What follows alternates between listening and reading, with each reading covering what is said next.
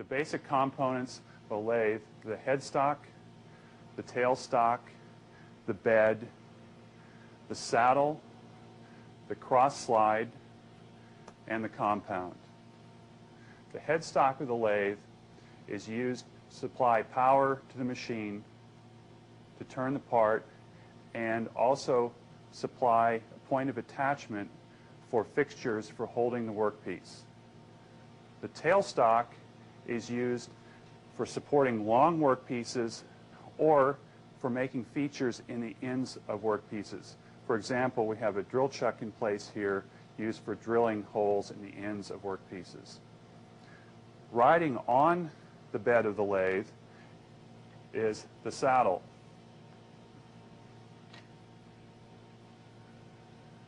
This allows us to move tools along the sides of a part. The cross slide allows us to move tools across the face of a part. The compound is held down with 2 or more bolts. Loosening these bolts allows us to rotate the compound to a desired angle and then allows us to cut tapers in parts. I'll review the parts of the lathe in this illustration. Here's the bed of the lathe. The headstock is at one end of the bed. The tailstock, shown here, can be positioned anywhere along the bed. The saddle also rides on the bed of the lathe. The cross slide is built into the saddle. It moves perpendicular to the bed. The compound is mounted on the cross slide. The direction of motion can be set to any angle. Tool holders are usually attached to the compound with a T-slot, shown here. All of the axes of the machine can be operated by hand, but for many operations it's desirable to use a power feed. Demonstrate that feed now. With the machine on, have a lever somewhere on the machine. You'll often, on a new machine that you're not familiar with, have to look for this lever. There are no standards really associated with the position of these levers or how they operate. What I'll now do is engage the saddle feed. You can see by the motion of the wheel, the saddle is moving along the bed. Put the lever into neutral. On this particular machine, I have a knob here that allows us to change the direction of the feed.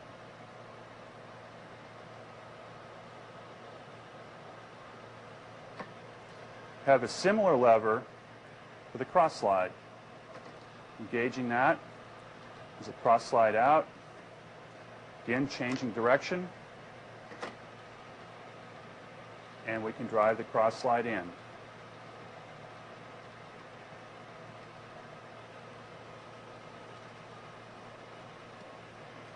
The third axis of the machine does not have a power feed.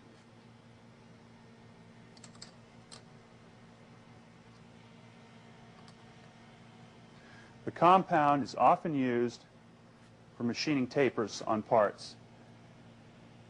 The base of the compound is marked off in degrees, allowing you to set the desired angle on the compound. Tighten the compound in place, and the compound is then fed by hand.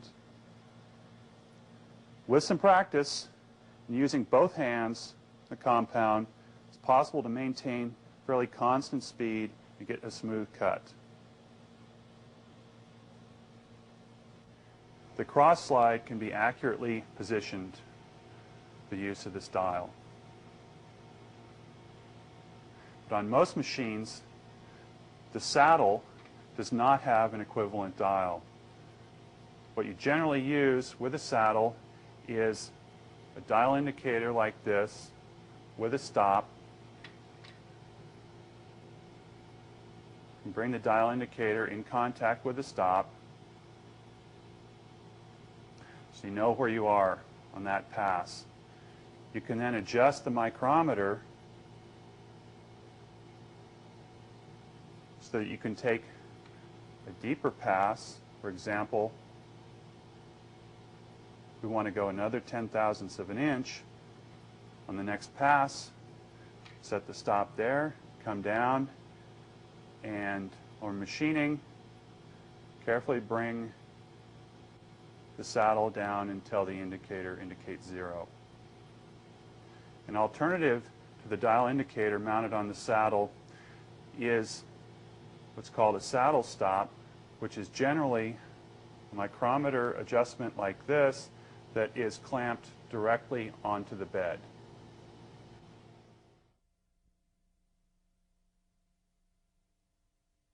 Many different types of tools are commonly used on the lathe. This is a standard lathe tool. These tools are commonly held in lathe tool holders. Install the tool, make sure the tool holder is clean. Tool in place.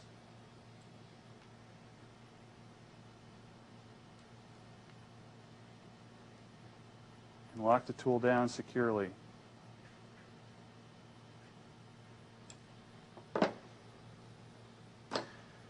What I have here is a typical array of tools for a prototype shop.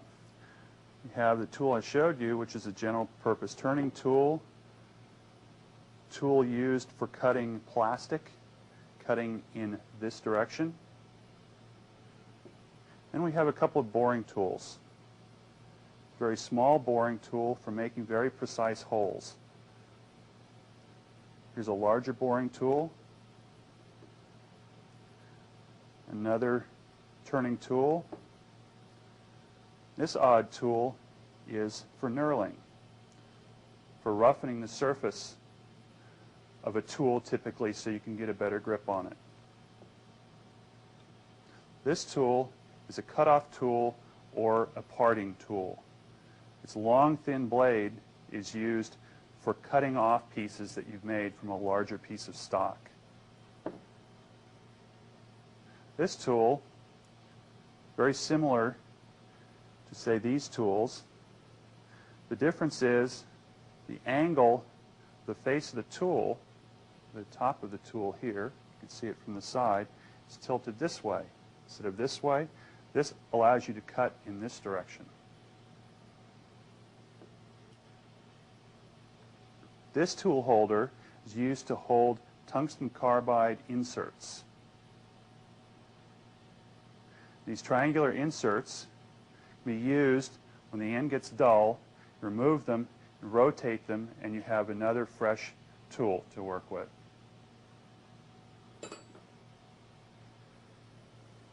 All of these tools are held in this tool holder.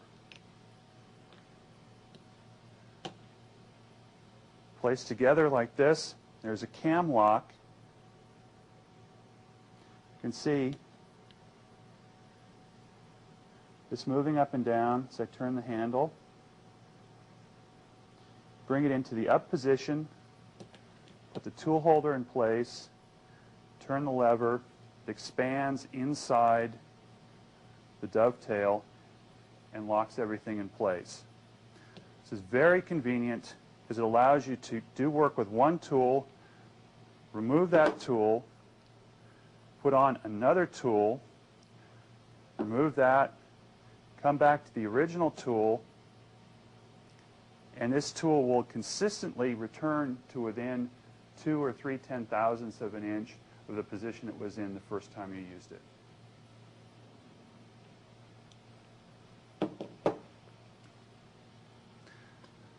This is set up with a T-nut.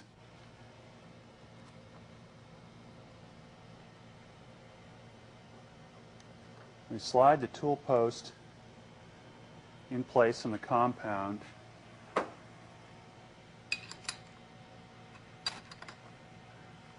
Lock it down.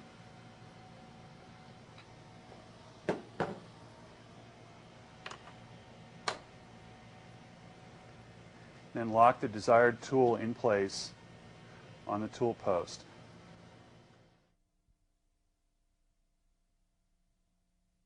I have just cut this piece of stock from a larger piece of bar stock.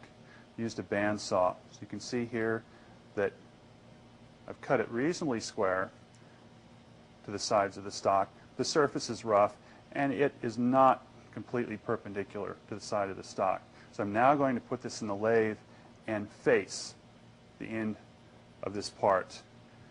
And in doing that, I'll produce a very smooth, flat surface that is also perpendicular to the sides of the part.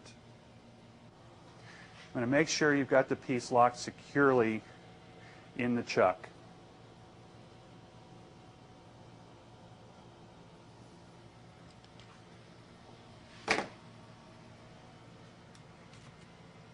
I have here a facing tool. You can see the top of the tool is angled like this so that when I cut across the face of the part, the chips slide off the tool nicely. Lock the tool onto the tool post.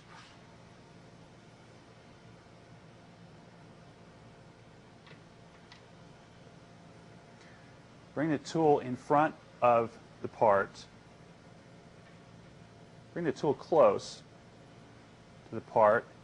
Turn the chuck just to make sure that nothing is going to collide with anything else.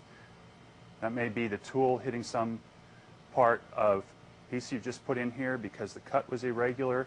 It may be parts of the chuck, often the chuck jaws, hitting other parts of the lathe. So always turn the chuck to make sure that there's no interference before turning on the machine.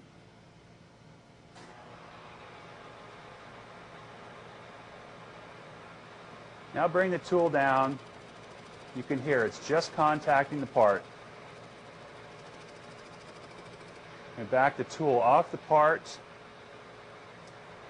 and then move the saddle down. In this case, we'll be taking a roughing cut on aluminum, so it's reasonable to take a cut of 50 thousandths of an inch or even as much as 100 thousandths of an inch. For the first cut, you should always at least start the cut by hand to make sure that nothing surprising is going to happen. You may have forgotten to tighten the tool properly. The person before you may have not tightened the tool properly.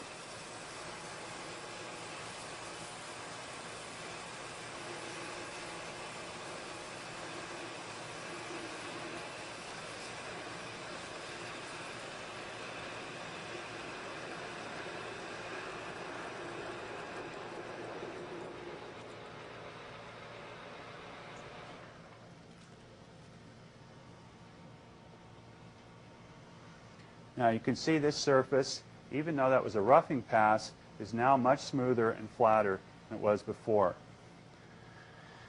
Before removing the chips that you've just made from the machine, always stop the machine.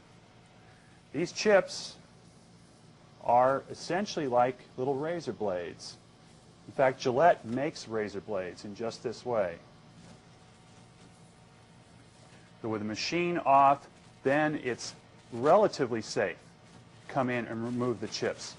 However, for example, some of the chips are hung up on some part of the machine. If you pull too quickly, you're still likely to get hurt. So be very, very careful with chips like this.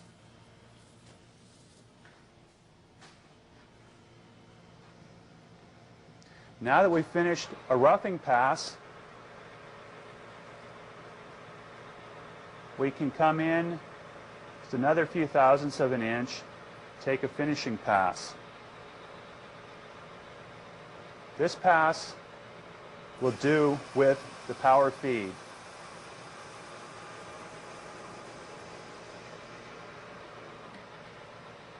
Gives us much better control over the speed of the cut, which results in a flatter, smoother surface than we would get by feeding by hand. The last operation involved in facing a part is to break the edge. You produced a knife edge here. It's very dangerous. There are a couple of ways of dealing with this. One way is to turn the tool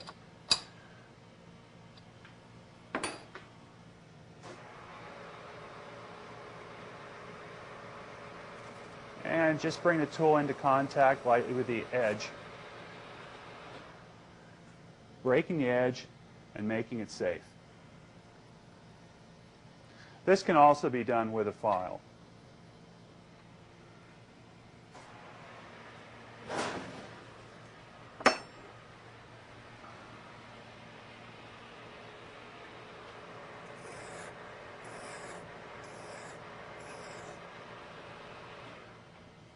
Be very careful with a file. With shorter parts, it's very easy, if you're not careful, to get part of the file caught up in the jaws of the vise. I have a piece of stock here, slightly larger in diameter than the finished diameter of the part that I'm going to be making.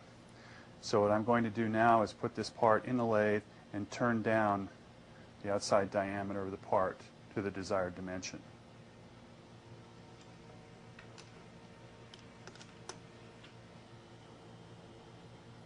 Start by locking the piece firmly in the chuck.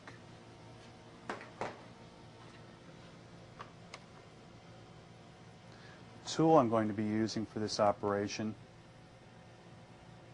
is called a right-hand turning tool. You can see that the top of the tool is tilted to an angle like this, so that as you're cutting in this direction, the chips come down onto the tool and slide off the tool nicely.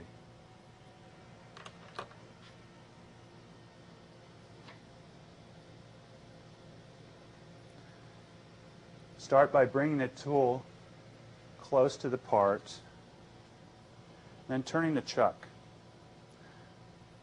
Doing this to make sure there are no interferences either between the tool and the part or between parts of the chuck and the rest of the machine.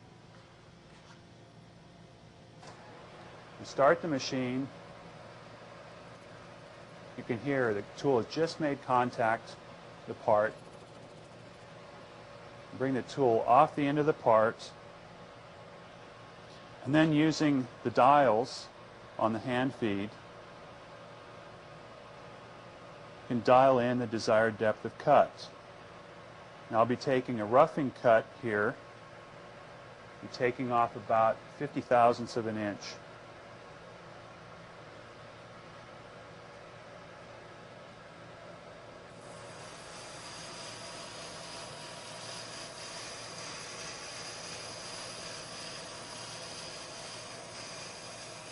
I'm feeding this first pass by hand,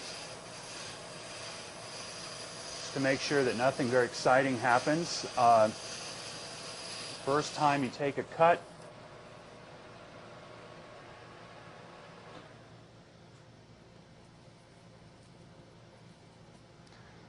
you may have bumped something, something may have moved, and the cut you thought you were taking turns out to be much deeper, and by feeding by hand, you can much more quickly stop the feed than you can with the power feeds.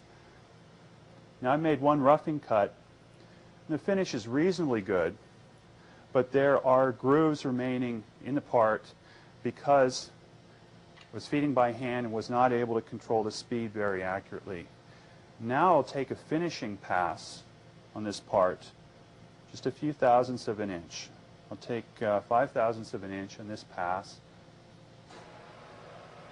and I will use the power feed. I bring the tool away from the part, engage the power feed, again to make sure nothing very exciting happens. Make sure that the feed is going in the right direction and the speed that I thought it was going to be moving at. Now, having assured myself that the machine is set right, I can bring the tool up close to the part and engage the feed.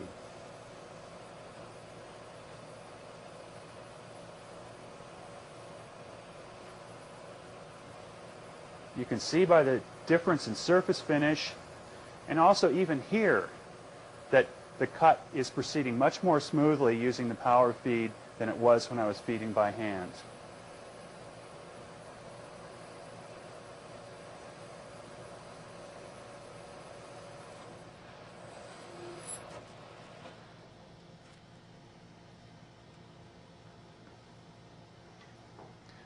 The last operation you want to perform is called breaking the edge. In the process of turning down the piece of stock, you've left a very sharp edge on the part.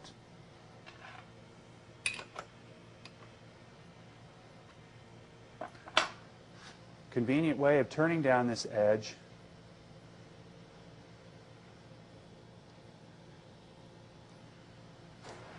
is by bringing a tool up in contact with it, with the edge of the tool roughly at 45 degrees to the side of the part. That breaks the edge, leaves a nice smooth surface there that's quite safe.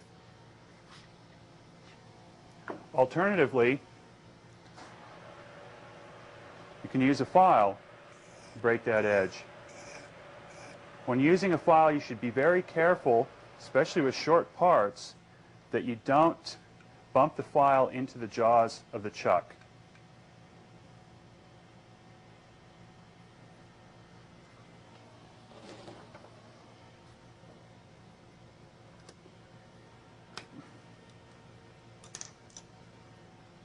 Now have this part turned down to a desired diameter.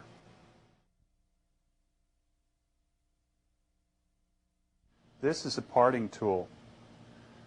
It's a very long, narrow tool used for cutting deeply into a part, typically used for cutting grooves in parts or cutting pieces off of the end of a larger piece of stock. This tool is held in a special tool holder. You always want to make sure that you minimize the overhang of the tool, using just enough to get through the part that you're working on. So if you need to, if you're cutting off a large piece of stock, you'll be forced to put the tool out further, and this makes the tool very weak. You're very likely to break it. So for the piece that I'm going to be cutting off, part of this demonstration, I need about 3/4 of an inch of the tool hanging out. So I'll set the tool to a length just slightly larger than that to make sure I get all the way through the piece. Lock it in place.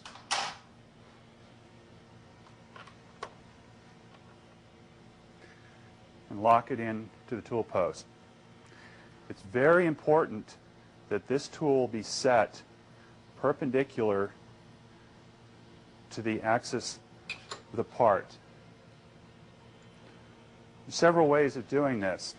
The most common way is to simply bring the tool into contact with the part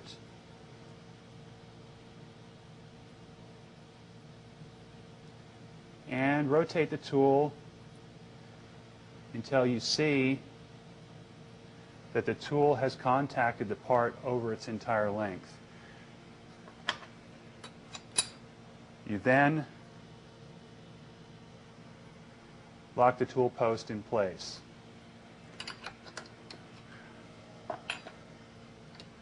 An alternative, if you're using this type of tool holder, is to simply bring the tool holder in contact with the face of the part.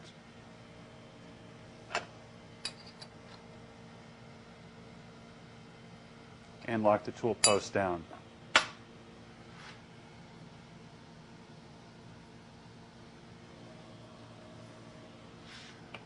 Another alternative is to use a dial indicator.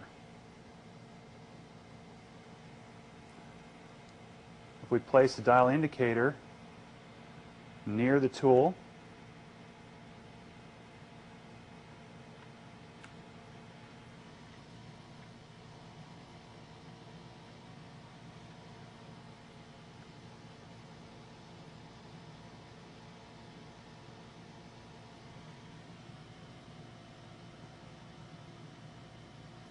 you can run the tool back and forth and adjust the tool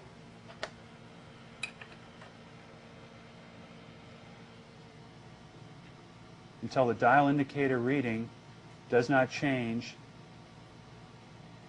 while removing the tool, and then lock the tool into place.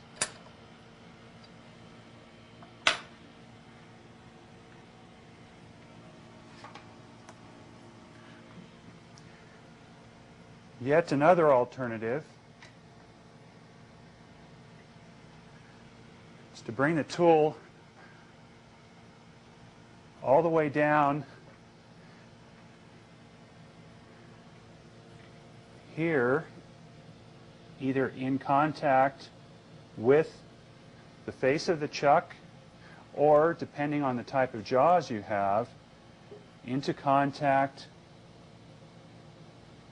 with the top of one of the jaws.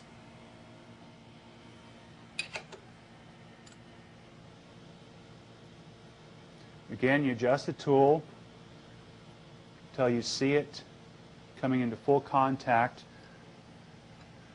with the face of the jaw, and lock it into place.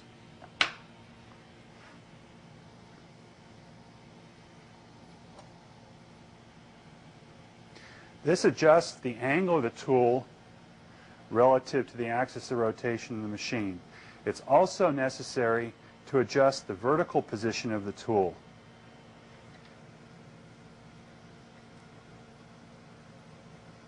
This is particularly important when you're cutting off a piece of stock that's solid. In order to cut off a piece of stock that's solid, you must have the tip of the tool exactly coincident with the center line of the part.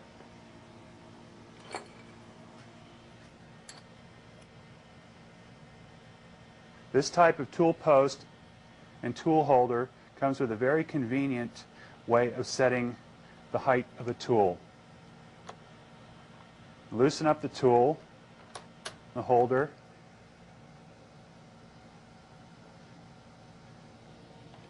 and adjust the height of the tool so that the tip of the tool is coincident with the center line of the part. Lock this in place very lightly. This adjustment sees no force during the cutting operation, simply here to set this position.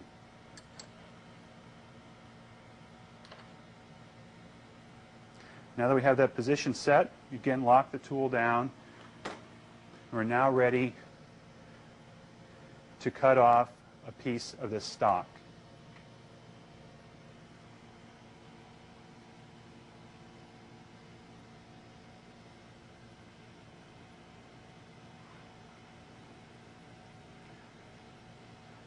Turn the chuck to make sure that nothing interferes either between the tool or the part, or between the chuck, particularly between the chuck jaws and the rest of the machine. Turn the machine on and feed the part slowly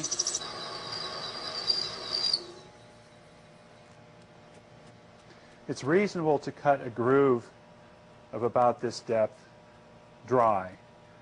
Cutting any deeper puts more and more of the edge of the tool into contact with the sides of the groove, generating heat. So as you go deeper into the part, it's more and more important to use some cutting fluid.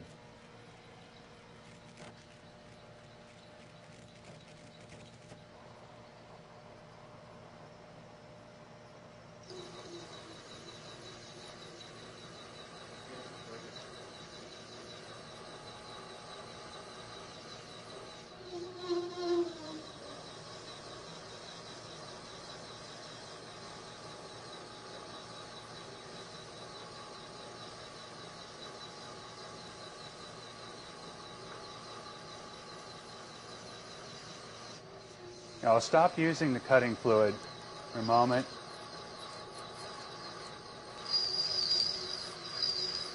And you can hear the kind of dry, squeaky sound coming out of the cut. That means that the tool is getting close to binding in the groove and breaking off.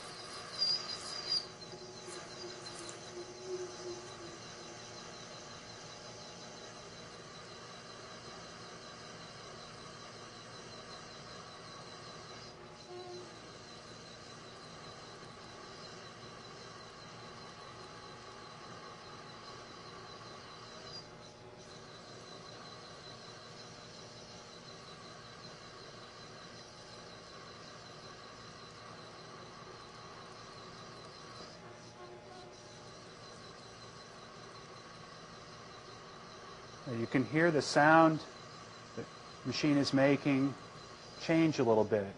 Right there, hearing a little squeak. What's going on there is that I've stopped turning the crank, changed the position of my hand on the crank, and during that time, very little cutting goes on, and it chatters a little bit.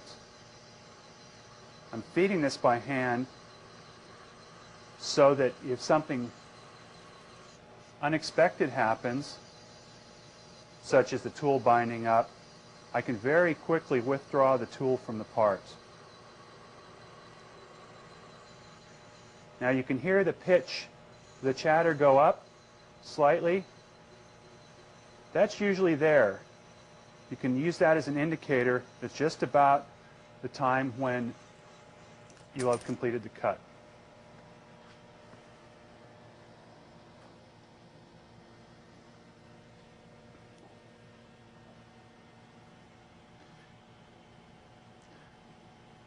You can see here the finish, the cut, about halfway down, you can see that the cut is a little rough and not as shiny.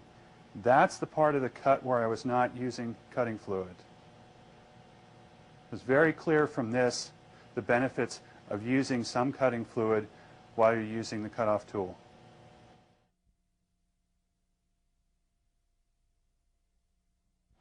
Drilling a hole in a part on the lathe is done in very much the same way that a part is drilled in a drill press or a milling machine. Start by putting part securely in the chuck.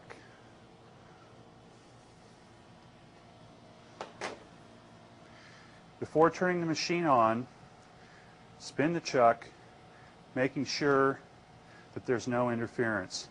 In particular, this is very important when you're drilling, because often when you're drilling, you have the compound down very near the chuck. Make sure that you avoid this sort of interference between the jaws of the chuck and parts of the lathe. Now it's safe to turn the machine on.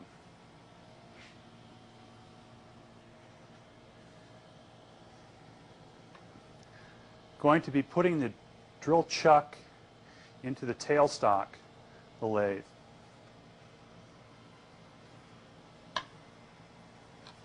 You can see there's a taper here that inserts into a matching taper in the tailstock. There's a little tang with two flats on it, the end of the taper, that lock in to the inside tailstock, keeping this from rotating.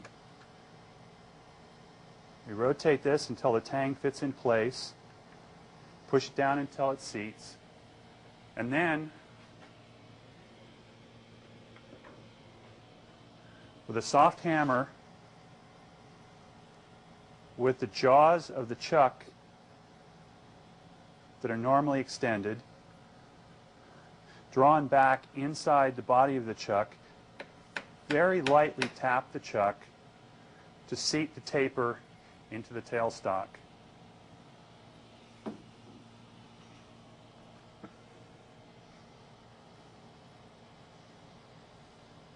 Now we're ready to start drilling the hole.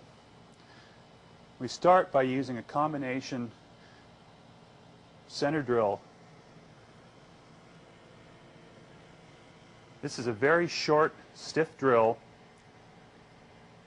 By using this drill first, we guarantee that the beginning of the hole is concentric with the center line of the spindle. We bring the entire tailstock up near the part and then lock the tailstock in place. On this particular machine, this is done with a lever at the back of the tailstock. Other machines may have a lever that operates in this direction. Still other machines will have a lever that's in the front of the tailstock here.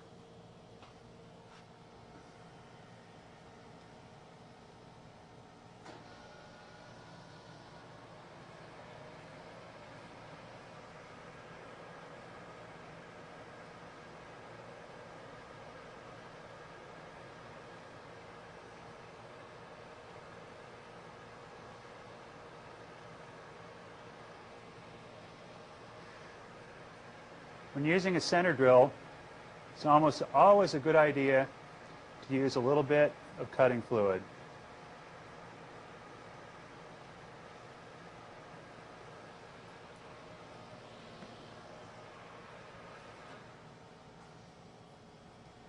This drill doesn't cut as well as a regular drill because it's a compromise between cutting like a regular drill and being very stiff.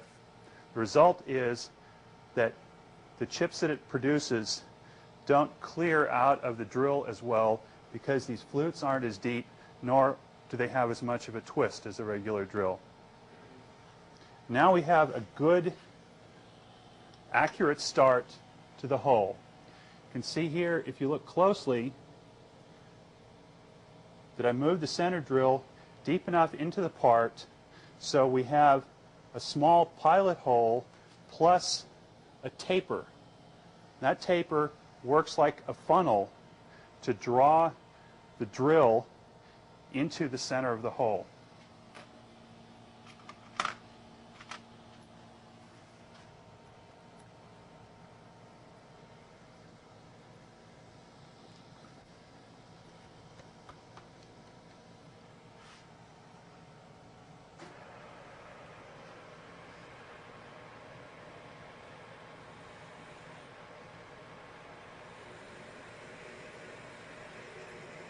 It's important to start slowly here.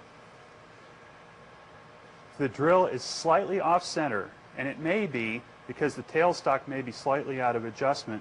One flute may catch a little bit before the other and pull the drill to the side. So if you start slowly, you could see the drill jump just a little bit as I brought it in contact. You start slowly, the funnel will draw the drill accurately into the center of the hole.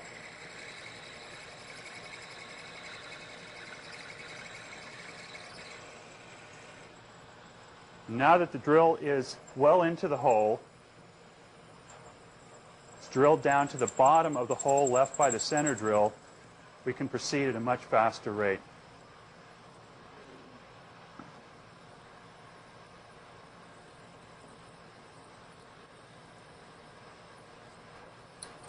The first pass with the drill, I'm going in about 4 or 5 drill diameters. You can hear now a squeaking sound. That's being produced by the drill and the chips because the chips are having a very difficult time riding up through the flutes of the drill and out of the hole and are starting to bind in the hole, producing heat and chattering. So now that I've drawn the drill out and cleared the chips, before I go in again, I should introduce a little bit of cutting fluid into the hole and onto the drill.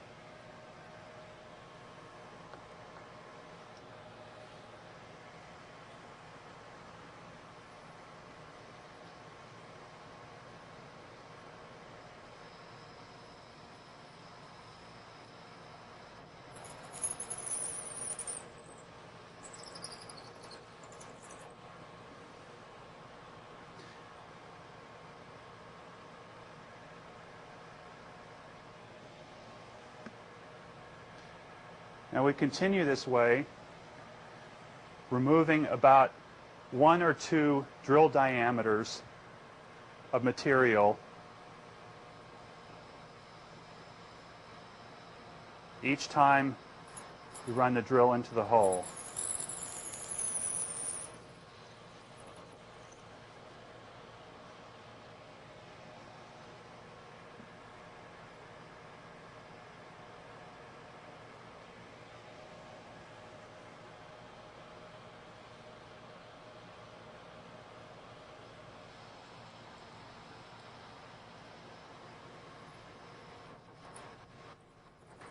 The squeaking you hear there is often a very good indication that you've gone far enough with this pass and it's time to remove the drill and clean the chips from the hole and from the flutes of the drill.